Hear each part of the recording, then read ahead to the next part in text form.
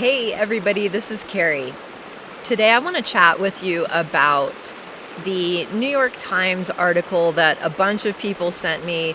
It was put out on September 7th, 2025, and I didn't get a chance to read it until recently because I didn't have a New York Times subscription, but now I do. So the article was about why is my astrological sign, your astrological sign might be out of date. Before I even read it, I had an idea of what the content of the article was going to be about. And so if you are still wondering, why are there two different zodiacs? Why is my sign different when I go to a Vedic astrologer versus a Western astrologer, and you just can't wrap your head around the difference between them? I'm going to try to help a little bit and clarify. I thought the article was really well done. I thought that they did a great job, as much as possible, trying to show what the difference is between these two zodiacs. So, back to me being a kid and thinking, wow, how cool would it be if you could go out into nature and look at the stars and they would tell you something? That's cool. What a neat thing. I feel like there's messages all the time in nature. Everybody mentioned they like the sound of the river, so I brought you all the way down to the river today. And the other cool thing about nature is that, man, I really was I was resisting doing this video, and I knew I didn't have a lot of time. So finally I just came down here, set myself up, and the coolest thing is there's a little snake right here. He's hanging out right beside me. We don't have poisonous snakes where I live, so he's just a cute little garter snake, and he's hanging out with me. Signs from nature, they happen all the time. We always get signs. Anyway, so that's what I thought. I thought, wow, you could go out, you could look at the sky, you could get a message from the stars, and it would tell you something. So when I got a little bit older and I understood, okay, there's astrology and astronomy, and that astrology is set up so that we can get you those messages, I got really interested. And then somebody busted my bubble and said, oh, you know, that when they say Taurus or Aries in the sky, it doesn't really correspond with the actual constellations. And when I found that out, I gave up. I thought, oh, well, then that's dumb. I'm not doing that. So cool. And then I ended up going to India. This was way back in 1992. I go to India. I learned all kinds of neat Vedic stuff and yoga and things like that. And then when I got back to the U.S., in Colorado is where I live, somebody told me, hey, you know, there's actually Vedic astrology that comes from India, and it is corresponding with the actual constellations. Awesome. I thought that was great. That was around 1996, I think, for me. At the same time, somebody gave me some tapes from an old Council of Vedic Astrology or something conference, a really early conference in the U.S., so I got to hear some tapes. It was tapes back then. Of some of the lectures, and I was hooked. I thought, okay, this is me. I'm going this way. So along the line, I've gotten a lot of questions about why are you telling me I'm an Aquarius instead of a Pisces? I don't understand. And also, what sign am I? Because when I'm working with you, if you have a good, accurate birth data, I look at the rising sign really hard first. That's what I look at first. If I know what your the time and place and date of your birth is, that helps me get an HD picture of your karmic map. So, what sign am I? Like, because we have a rising sign, we have the sign where your sun is placed, we have a sign where your moon and all of the other planets are placed. So when people ask, well, what's my sign? That's even confusing.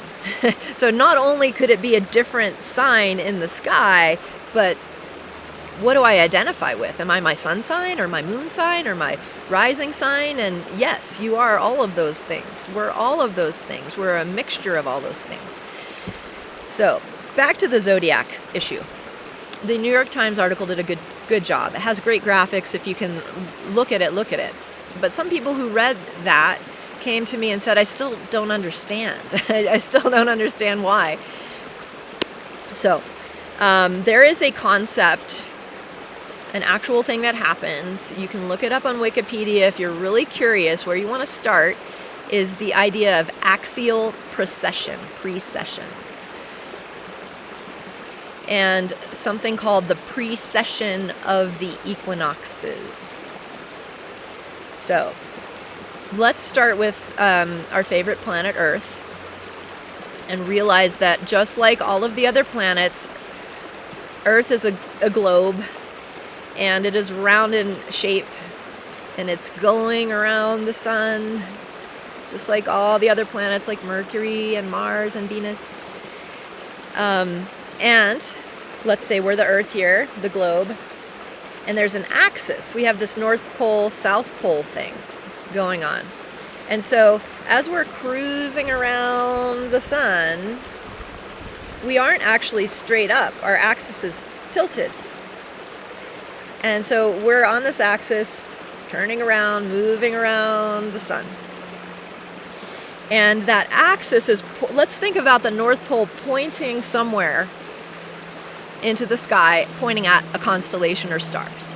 Okay? As it turns out, we're not perfect as the Earth. Imagine that. We are a globe, but we're actually a little wobbly because we're thicker in the middle.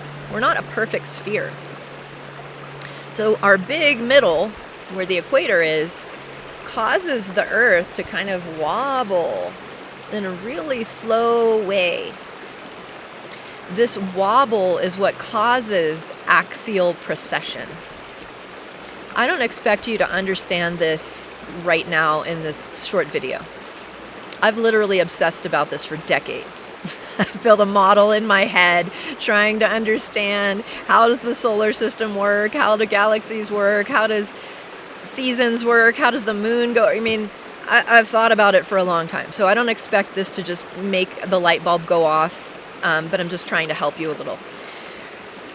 So, because of that tilt in the Earth and the fat middle and the wobble, we have this thing called the precession of the equinoxes. So the equinoxes are what? Equinoxes are when at the equator, the day and night is exactly the same length. In our year, in our seasons, we have two equinoxes. We have autumnal, that happens in September, 2 days from now, actually, it's September 19th. And we have vernal. Vernal is spring. So spring and fall, we have equinoxes.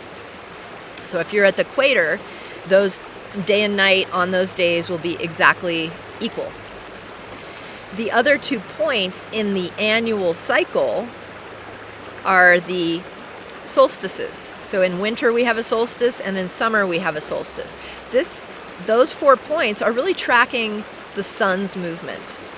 The sun's movement. We're really the ones moving, just to be clear. But from our observation, it looks like, the sun is in a certain point at those 4 pillars of the year. So we get this divergence between, let's take the vernal equinox, the spring equinox, which happens March 20th, 21st, 22nd, depending upon the year.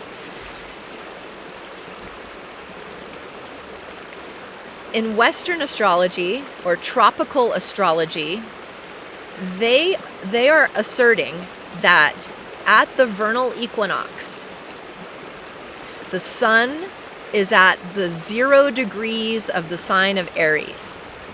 And so Western astrology is saying when we have March 21st, that is when the sun is at 0 degrees Aries. Sounds fine. However, it's not anymore because of this big precession of the equinoxes. To try to wrap your head around how long this thing is, it's 24 to 26,000 years. It's long. It's really long. And so if your culture has not been observing the stars and the planets continually for thousands of years, your culture is not going to know about this precession of the equinoxes.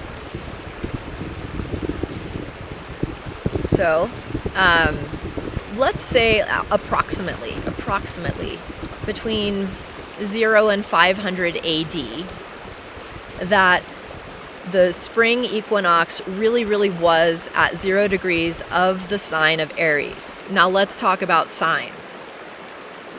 We look up into the sky. There's not lines that say, oh, this is Aries and this is Taurus. This is a human observational thing that we have created.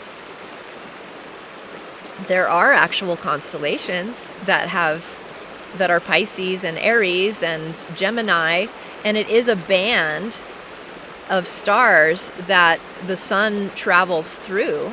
We can't see those stars when we're looking at the sun because it's too bright. But that is, the zodiac is really the path that we observe the sun, moon, and planets traveling through. That's what the zodiac is. And so we've become familiar with those constellations and signs, and we say, this one's called Aries.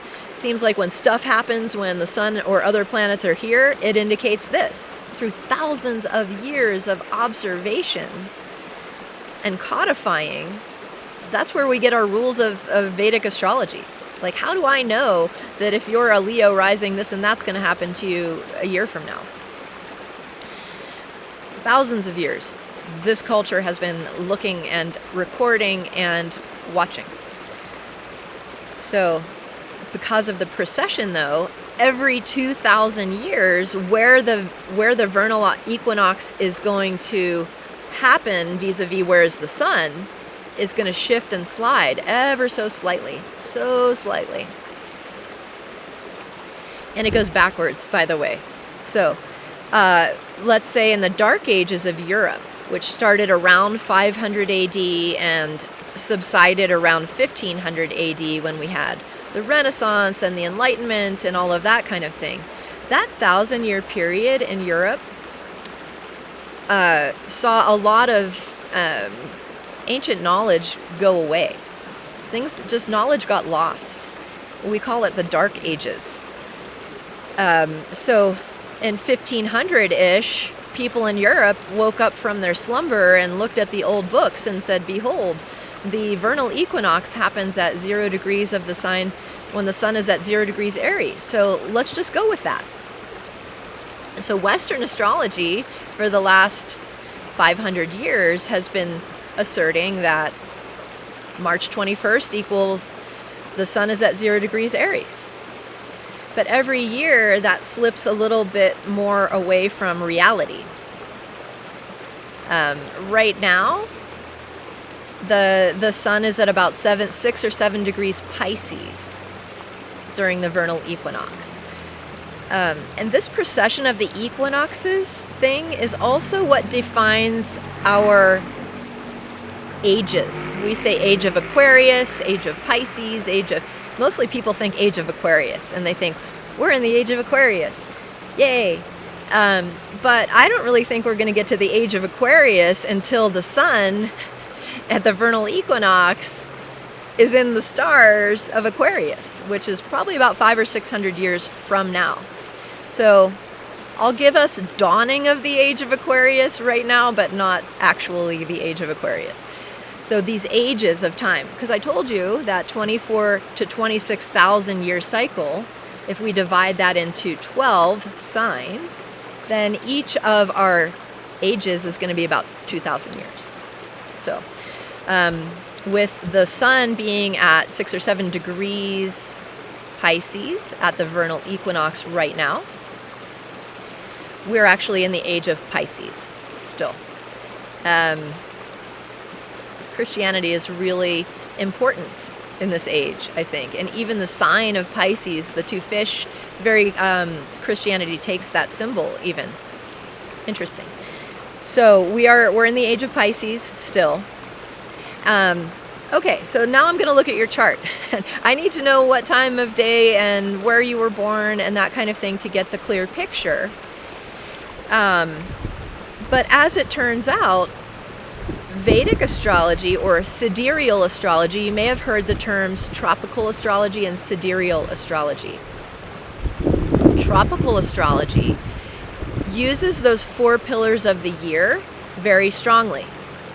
And they are saying vernal equinox, 0 degrees Aries, autumnal equinox, 0 degrees Libra, and they square it up, and that's it. And so when we look up and say, when we look at the moon at night and say, well, what stars are around that moon? To me, that's where I'm going with this. I'm going with the sidereal or Vedic view of where is a planet in a sign.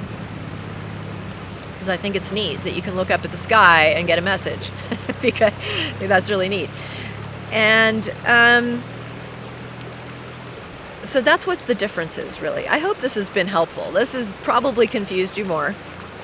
But maybe put your comments in there and I can answer some questions if it's not clear. Do I think tropical or Western astrology is wrong because of this? No, I don't. Because one of the things we're tracking is, oh, hey, this planet is in that sign. And the idea of the sign is like, this is an environment. Like, I'm here in this, by the river. I do my best work here, right? So I'm happy in this sign, let's say. But if you tried to have me do this video at the grocery store, it would be awkward, right? So sometimes planets function well where they are, and sometimes they struggle where they are. So that's one thing we track when we're looking at a chart. The sun, when it's in the sign of Aries, is very strong and good and potent and clear and leaderly. The other thing that we track, though, is the relationship of the different planets with your point in space where you were born. So, for example, when the moon is full, it is in an opposite sign from the sun. So that is a relationship between the sun and moon, and that's going to come out as I try to interpret the chart that I'm looking at. So one of the things we're tracking is there's a planet in this sign. The other thing is there's a planet in relationship to another planet. Maybe they're conjunct, maybe they're opposite, maybe they're in a difficult relationship. So that's another thing. So Western astrology is still tracking the relationship of the planets to each other and to the horizon. And so if you've got a full moon in Vedic astrology, it's still a full moon in Western astrology. We might think it's in a different sign, but we're still looking at a very strong relationship between the sun and moon in that case. So I don't think Western astrology is wrong. I think Western astrology is a different lens. I think when we're looking at astrology, what we're doing is we're trying to understand ourselves and situations. We're trying to get answers and know what direction we're heading. There's a lot of ways of doing that. You could have a crystal ball. You could be a remote seer. You could go to a psychic. You could go to a tarot reader. You could read for yourself. There's not a wrong way to get answers. So I don't think Western astrology is wrong. It's just not my lens. I use this Vedic and sidereal lens because to me it was really important that what I was observing in nature was accurate. Like, I wanted the stars of the constellation that I was seeing behind the moon to actually be the constellation we call Taurus or Gemini or Libra. So anyway, that is my bit on the New York Times article, Why is my sign different, etc. Hopefully this is a little bit clearer for you, and I'll keep doing videos. It was nice to talk with you guys today. See you soon.